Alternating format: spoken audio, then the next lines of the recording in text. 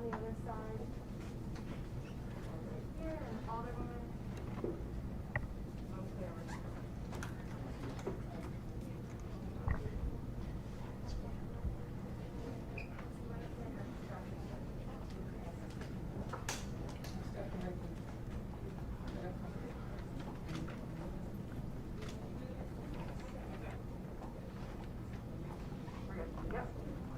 Good morning. Good morning. Welcome to Ombudsman Chicago South. I am Principal Samantha Alvarado.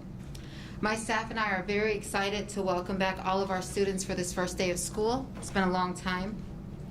I'm also excited to say that Ombudsman South graduated 114 students last school year, which was a tremendous feat considering the pandemic. Thank you. Ombudsman Chicago is an option school, and each year we service over 1,500 students in the city of Chicago. And we've been in operation since 2013. I'd also like to say that we are very honored to have Alderman Coleman, Mayor Lightfoot, and our special guests, Dr. Torres and Dr. Sweeney from CPS. Thank you.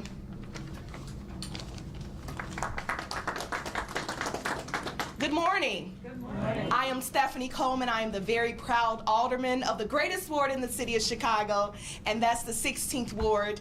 Not only am I excited about our children returning to school on today, but I am extra delighted to have the leader of this great city, my mayor, Mayor Lori Lightfoot, is here.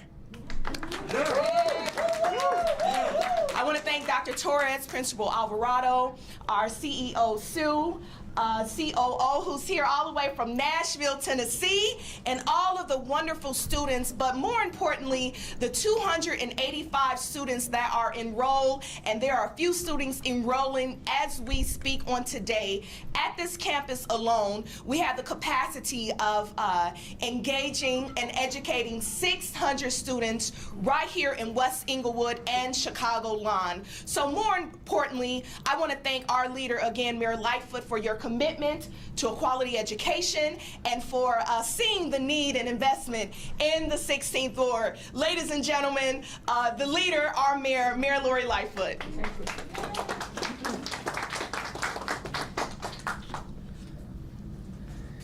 It's hard to follow, Stephanie.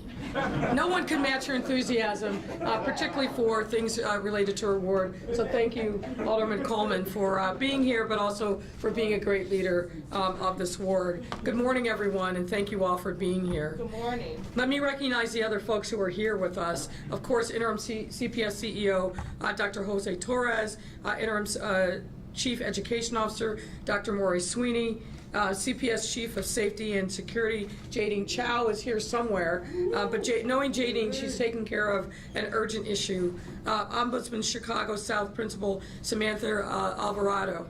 And of course the many CPS students, families, and faculty who have worked so hard. There she is. Thank you, Jadine. I want to thank everybody who's worked so hard to make today possible. It is truly exciting to be here on the South Side to celebrate what will always be one of my favorite days of the year, and it's the first day of the school year.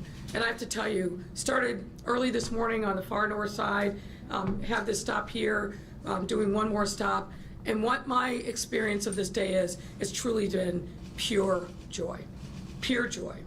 Throughout this morning, I've had the great pleasure of seeing students' eyes light up with excitement as they reunite with their friends and favorite teachers and show off their awesome back-to-school outfits and backpacks. I've also had the pleasure of listening to many faculty members who are equally, if not more, excited to welcome students back to in-person learning. Through this first day, as we all know, is a bit like unlike ones in the past. The last 2 school years have been very challenging for CPS, for everybody concerned, from the central office to the building principals and APs, the faculty, staff, but in particular our students and their families. But we have to make this one count. You all know that because we've lived through this, 17 months have been like any other that we've experienced, and in fact it goes double for our young people. During these difficult times, our students were forced to adjust to new ways of learning and socializing with others. And we met and a lot of young kids today who have been in school, but it's the first time they're physically going into their buildings and seeing their teachers in person, the building principals, but also their classmates. So this is a very important and magical day that many of our young people across the system will never forget. That's why since day one of this crisis, we have been focused, and the CPS team in particular, laser focused on ensuring our students have everything that they need to continue moving through their academic journeys. This goal, like everything else that we've done to support residents through the pandemic, is rooted in and must be in our values of equity and inclusion, and has motivated us to work that much harder and come up with new ways to help our young people succeed. So I want to be clear about one thing. Our schools are safe. CPS put in over $100 million in mitigations, including improving ventilation, air purifiers in every classroom, additional cleaning, masks, partitions, and so many other efforts to make sure that in this pandemic, we were able to bring students back safely into their buildings, and we have. And we have now a body of evidence to demonstrate that our schools are safe. Working hand in glove with Dr. Artie and her team at CDPH, CPS was and remains committed to following the science and placing student safety as a top priority. We reopened elementary schools and then high schools last year, and we did it safely. Most importantly, we all know that the safest place for our students to be, the place where their minds and bodies and souls are fed, is in our schools in person. Period. And let me give a shout out to the bus drivers who safely transported our students today. I met a bus driver this morning who delivered several special needs students up on the north side. She had been a bus driver for 30 years and loves her job and is totally devoted to her students. I want to say thanks to her and all the other drivers across the system, because they are committed to our young people and they have followed through that commitment, and we are grateful for them. I'm also excited to restore our students' access to the high quality education they deserve, especially after all that they've endured. Now more than ever, our young people need to be able to learn, explore their talents, and chase their dreams in an enriching academic environment. They also need to be able to socialize and learn alongside others their own age, something that is just as important for their social and emotional development as well as their academic development. Today, we will finally be able to fully provide these nurturing spaces for all of our CPS students, and for that, I'm beyond grateful. There are a number of people for whom we have to give thanks, and let me start first and foremost with CPS. I want the public to know that Dr. Torres and his team have worked their tails off all summer long to make this day possible. We also have to give thanks, a huge thanks to the building principals, the assistant principals, and staff. And the truth is, they never left. Every day throughout the pandemic, they held it down. The cafeteria workers, the janitors, security, and all other staff were there for our students and their families through the darkest days of the pandemic. I want to say to you, you've been heroic, and we salute you. We, of course, need to thank all the teachers and classroom aides. I saw today scene after scene of students and teachers hugging and embracing and so excited to see each other and literally walk hand in hand into this new, exciting school year. Teachers love their students, and students love their teachers. Enough said. And I also want to acknowledge and thank our incredible parents. The past 2 years have been very hard on our students, and I know especially hard on you, our beloved parents. I promise you a renewed commitment to engagement and communication. You trust us with your children's lives every single day, and we need to work harder to earn that trust, and I promise you that we will. Let me also say that it's no mistake that we are here today at one of our option schools, which supports some of our most vulnerable students. I believe, and I'm told, this is the first time on the first day of school that we visited this kind of school. And it showcases our commitment to uplifting and encouraging these young people as well, who choose to come to school every single day to advance their academic careers despite facing a number of challenges and stresses outside of the classroom. we need to make sure that we are supporting them as well. To the school communities of Ombudsman Chicago and all of our other option schools, know that we hear you, that we see you, and that we are glad to have another opportunity to serve you this school year. To our option school community at large, I want you to know that I'm making a personal commitment to you and your success. You will no longer be ignored. You will no longer feel like an afterthought, because your success is the success of the entire system. You can clap for that.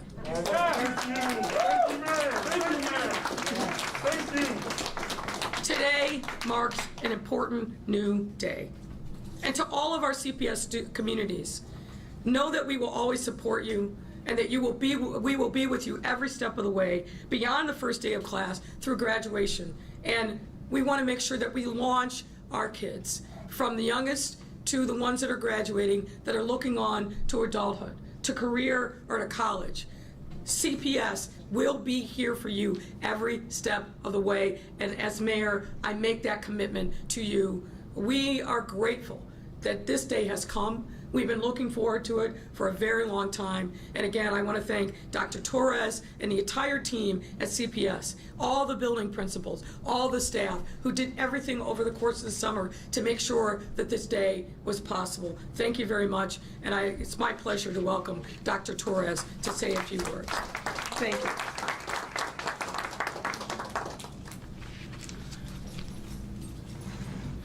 Well, good morning and Happy New Year. It's a new year, a new school year. There are 2 days that are the most exciting in any school setting, and one is the first day of school, and the second one is graduation. And they bookend what we're all about.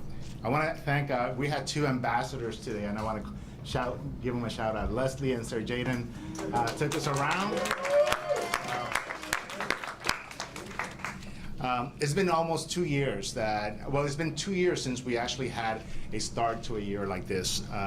And so the excitement, as the mayor said, is palpable. You can see it in the students, you can see it in the teachers, you can see it in the parents as they were dropping their kids off and going to do something else. This time last year, students began the school year at a distance. This year, they're starting with their friends and with newfound friends. We were in a second grade class, and it is very apparent that these students need to learn how to be in school. You know, my wife's a teacher, and so I have all kinds of stories about kindergarten and first grade, and like the first time you go to gym, the kids say, "Who is Jim?" Right? So, just as an example, thank you, Principal Alvarado, and the entire Ombudsman South team for hosting us today and for providing the students here and serving them with patience, flexibility, and understanding, which is what they need to be successful. And in fact, all of our schools, all of our teachers, the adults as well as the students need to have these qualities present: patience, flexibility, and understanding, because all of us are learning to do school again. Face-to-face. Many of our students have been away from their classrooms for nearly 18 months, so resuming today, the day-to-day routines will be an adjustment, but everyone is back where they belong, and that is something to celebrate. As the mayor said, schools are ready, fully ready to welcome students back. Months of planning have gone into putting protocols in place to keep everyone healthy and safe. All CPS staff will be vaccinated by October 15th, with very limited exceptions. Many of our older students are vaccinated as well. And we look forward to the day when younger students will qualify for the vaccination, for the vaccine, and we'll be able to support them in getting their vaccines as well. I want to thank everyone who helped us to get to this day. Mayor Lightfoot, for your unrelenting commitment to Chicago Public Schools and our communities, our principals, teachers, and school staff for their unwavering commitment to their students and their school communities, and all of our partners who joined CPS to support our students during the pandemic and are continuing that work today. Today is really a joyous day, happy day. The first day of school is the beginning of another year that is brimming with opportunity. And pandemic or not, our goal for Chicago's children is the same as it has always been, a high-quality education rooted in equity and excellence. By working together, we can ensure that this goal becomes a reality and that every child in every neighborhood has access to a robust, well-rounded education they need to be successful in college, career, and their civic life. Thank you, and welcome back to what I know will be a fantastic school year.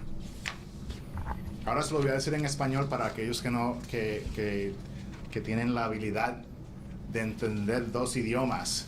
Felicitaciones a ustedes. Buenos días a todos. Al primer día de clases. Han sido casi 2 años desde que el distrito de Chicago ha tenido un primer día como el de hoy. La emoción es palpable y los estudiantes, los padres, están bien contentos de estar con nosotros. El año pasado, al comenzar las clases, todos nosotros empezamos el año aprendiendo en casa, alejados de nuestros maestros y amigos. Ahora, mientras seguimos luchando contra COVID, estamos reunidos como una familia en CPS. Gracias al director Alvarado y todo el equipo de Ombudsman del lado sur por recibirnos hoy y por brindar a los estudiantes la paciencia, la flexibilidad y la comprensión que se merecen y necesitan. En verdad, estas cualidades son cualidades que todos nosotros tenemos que usar en todas las escuelas: paciencia, compromiso, flexibilidad y comprensión. Ya que muchos de nuestros estudiantes han estado fuera de nuestras aulas durante casi 18 meses, tendrán que adaptarse para resumir las rutinas diarias.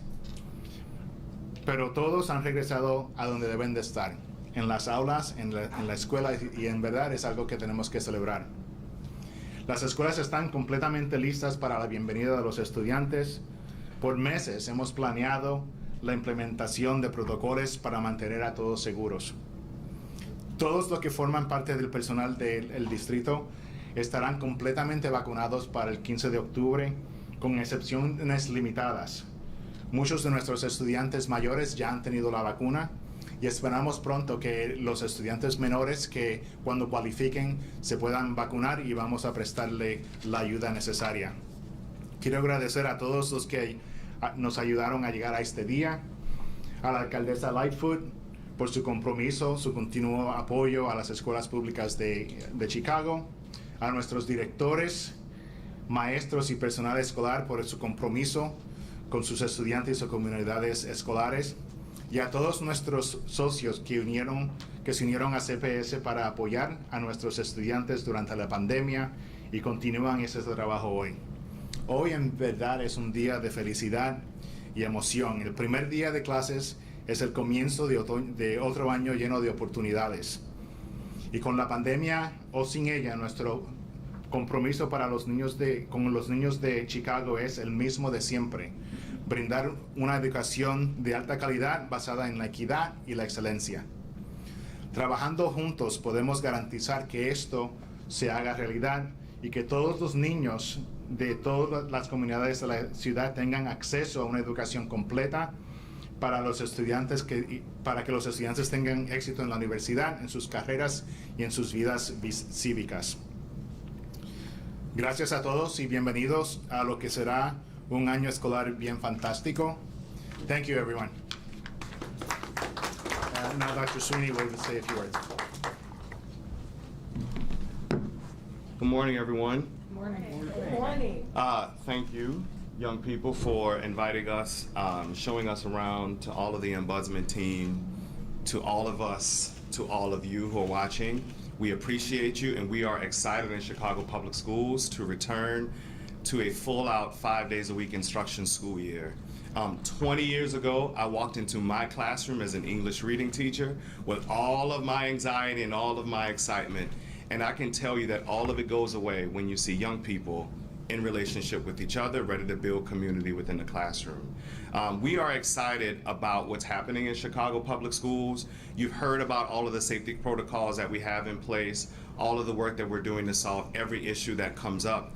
It's time. It's been a long time. And to all of our teachers, our faculty and staff across schools, our principals, and to our students, we are ready to continue to support you in this work moving forward.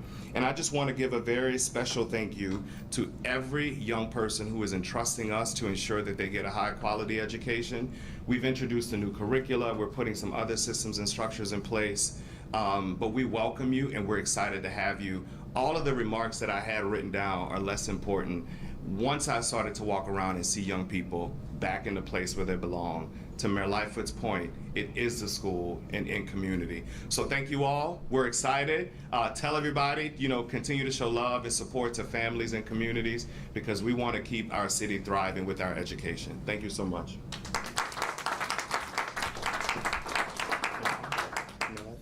Now we're happy to take any questions that you have. Thank you, Mayor. Members of the media, my colleague Alejandro will be giving you the mic. We're going to kick it off with Craig Wall from ABC 7. 2 questions per reporter. Thank you.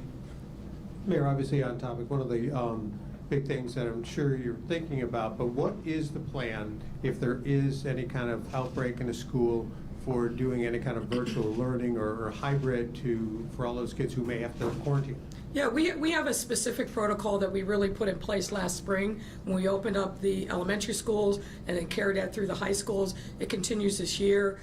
There's and I won't get into the specific details, but we start with the classroom, then if necessary the school, and then obviously the system. But these are all things that we worked out in the various agreements with the Chicago Teachers Union that were subsequently ratified by the House of Delegates. We'll continue to monitor, obviously, on a daily basis where we are in the pandemic and use that as the guidelines for whether or not we need to take any specific action, whether at the classroom, school, or system level. But we feel very comfortable with the protocols that were put in place. All of them were done in conjunction with the Chicago Department of Public Health and Dr. Artie and her team.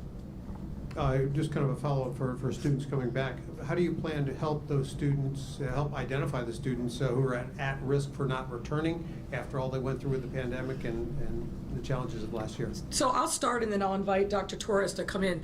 Literally from the end of June, when school ended last year, there was a very robust outreach plan put in place, helped identify the students that we needed to reach out to by building principals in the teams at the school level. But there's a huge amount of work that went into place every single day.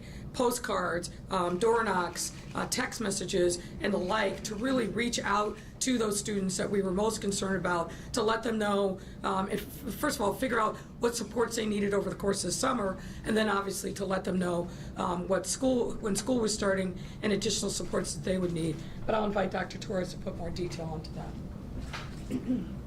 Yeah, the mayor is correct. We identified students based on their attendance, truancy, grades, discipline, and so we identified specific indicators and weighed them and identified who was at risk, who was at high risk of not re-engaging. And so we then basically created some interventions based on their risk factors. So some had phone calls. Everyone had, as you know, a major, we did a major campaign around Monday, August 30 being the first day of school because we were starting a week before and on a Monday. And then everyone else on that risk factor received phone calls or visits door to door, and we tracked everything. So from attempts, not being able to connect, to attempts and connections. And so all of that is tracked, and so we will be doing that same kind of follow-up as a result of this week's attendance and engagement. Bernie Tatoya, WBDM, Mayor. Oh, Good morning, Mayor. nice to see you in person. Thank you. I talked to some parents this morning, and unprompted, they bring up 2 things. They're really happy to see their kids in person in school, but they're also scared about COVID. And it seems as though you may have some convincing to do, no matter what you say about the $100 million spent and the things you're doing. What is it going to take to convince parents who say they were literally scared that their kids are going to bring COVID home? I think the proof has got to be on a day-by-day basis. We put a lot of time and effort and energy. We tried to learn from other school districts in the city that started last September, notably the Archdiocese. Obviously, the plan that was put in place also took into consideration learnings from schools, not only in the U.S., but across the world. So we believe that we've got a very good, solid plan. We put that plan into place really last February when we first brought elementary school students back, and then continued that through the course of the year when we brought high school students back. Tweaked it over the summer, listened to the concerns of the Chicago Teachers Union and their members. Obviously, a lot of engagement with building principals and staff, but the proof has got to be in the pudding. And so every single day, we've got to demonstrate to parents and students that the schools are safe by the protocols that are in place. One thing that I encourage parents to do is actually go into the schools, see what happens when you're at the front door, what the protocols are and the screening to be able to get into the schools, and then visit your child's classroom, talk to the teacher, talk to the building principal. So we need to do everything that we can to continue to assure parents that the schools that their kids are going to are in fact safe. But beyond that, what I would say is this: there's one way that we can ensure that COVID doesn't spread, and that's by getting the vaccine.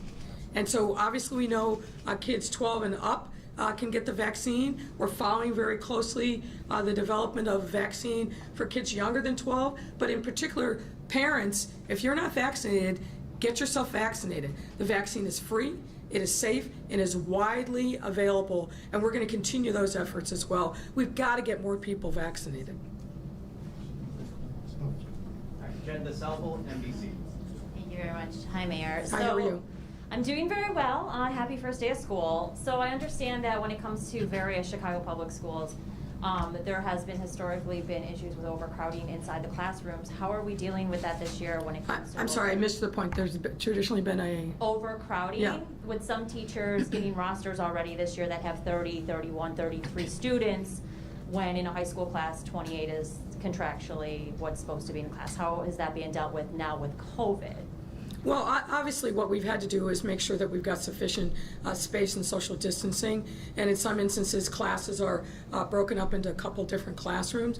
Again, I'll invite Dr. Torres to talk more specifically about that, but making sure that we follow the public health guidance, which is 3 feet of distance. The CDC announced that, I believe, before the end of last school year, so we're abiding by the CDC guidance.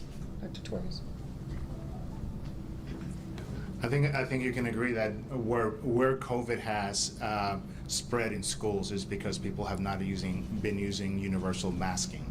And so early on, CPS made a decision to require universal masking.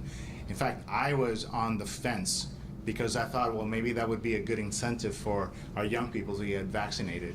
And after speaking to a principal, as I was walking in the school, actually visiting a vaccine clinic, he said to me, look, Dr. Torres, I don't know who's been vaccinated. And some kids will say yes, and some kids are right, and they did, and some were not.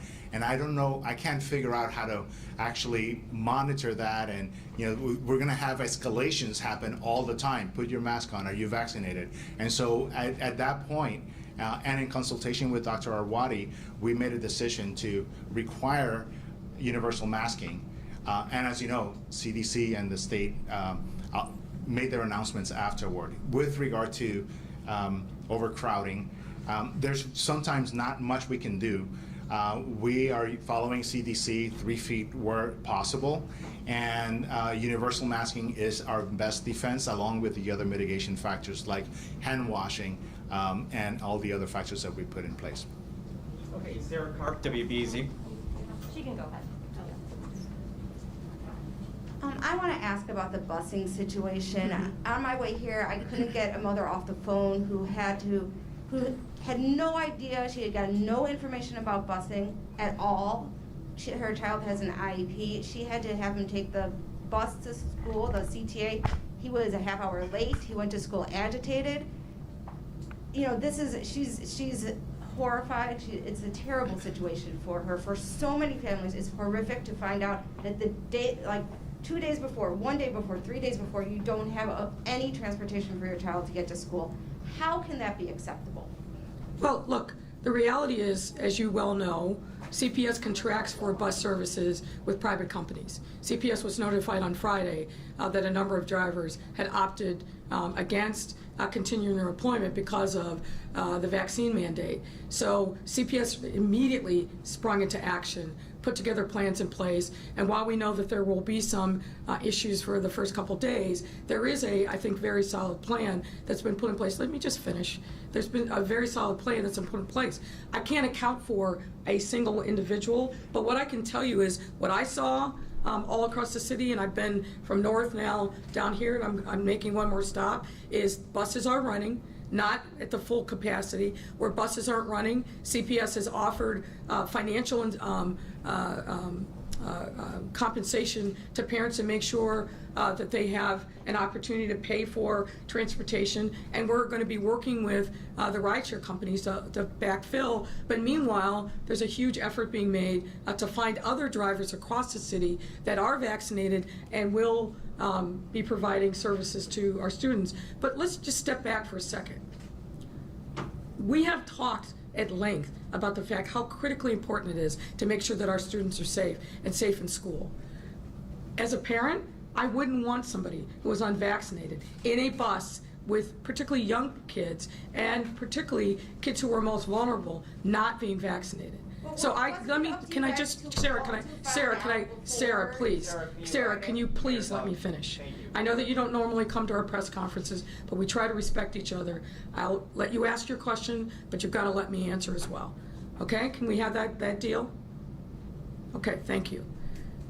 We want to make sure that our kids are safe from the moment they walk out of their house to the moment that they get in the classroom and thereafter. And that includes making sure that the transportation that they use, whether it's a school bus or otherwise, is safe. And we have to make sure that that is possible. So our primary focus is on making sure that our kids get to school safely and that they are around adults who are fully vaccinated, which is why CPS put in a mandatory vaccine mandate for all CPS employees that have to be fully vaccinated by October 15th. We're going to work through these kinks. I'm sure you're going to find individuals for whom this wasn't a great start, but we're going to work hard to make sure that we solve those and address those problems. But wasn't it incumbent on the administration before Friday to make sure that there were bus drivers in place to take children to school? Yes, and CPS believed that there were bus drivers in place. It was only Friday that the notification came from those third parties that they had a shortage of drivers. That is not CPS's responsibility. We have a contract with those companies. We had an expectation that they were going to fulfill their contract. They told us at the last minute that that didn't happen. So immediately CPS sprung into action and put together a plan that is now being worked through. There will be exceptions, of course, but this is not on CPS, and I want that to be very clear. All right, Cassie Burke from the Jockey. Like Dr. Torres. I might expand a little bit. So we had everyone, all the students, 15,000 plus, completely en route. We actually recognized that there were some that had 15 to 30-minute delays, either early or late at the school, and we had marshal resources to ensure that the students would be safe at the school as they were waiting for transportation or as they arrived too early before school started. On Friday, my understanding is that 70 bus drivers resigned. We had put our vaccine in place, mandate much earlier.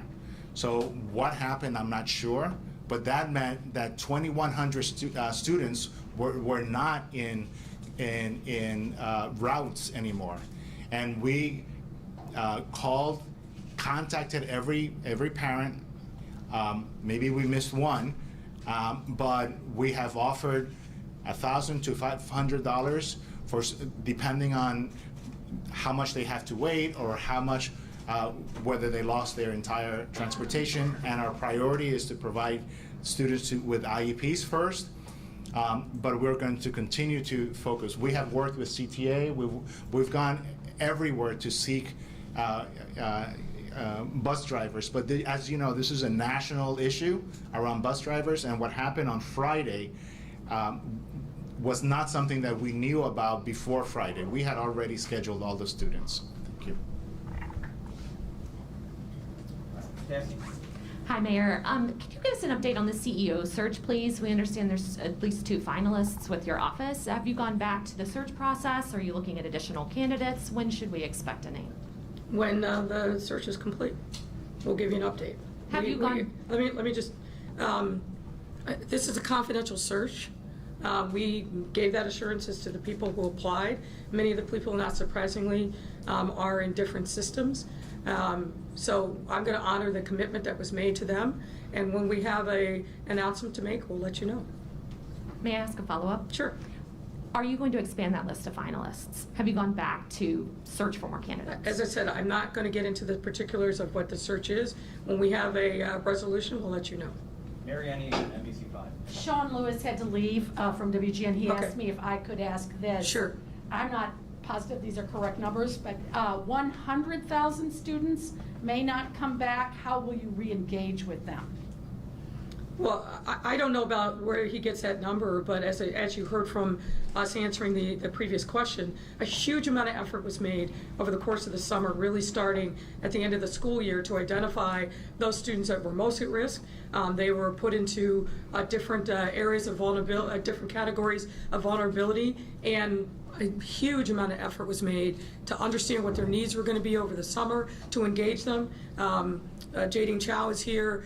She had a significant amount of outreach and a role in making sure that the most vulnerable students had active engagement over the course of the summer. And whether it was door-to-door, knocks on the door, phone calls, text messaging, emails, postcards, there was a huge amount of energy made by Dr. Torres and his team to make sure that those students were engaged. That engagement doesn't stop today. Today is an important milestone and a great day for CPS, but that engagement will continue, because we want to make sure that all those students that weren't engaged, whether in person or remotely, that we reach them and we bring them back into CPS. I have an off-topic. Would you Sure. rather have me wait or? No, that's good. The woman at North Avenue Yeah. Beach with the dog, could you comment on that video? Yeah, I saw the video. I was quite disturbed by what I saw. It looked like the woman was following the direction of the officer and leaving the beach.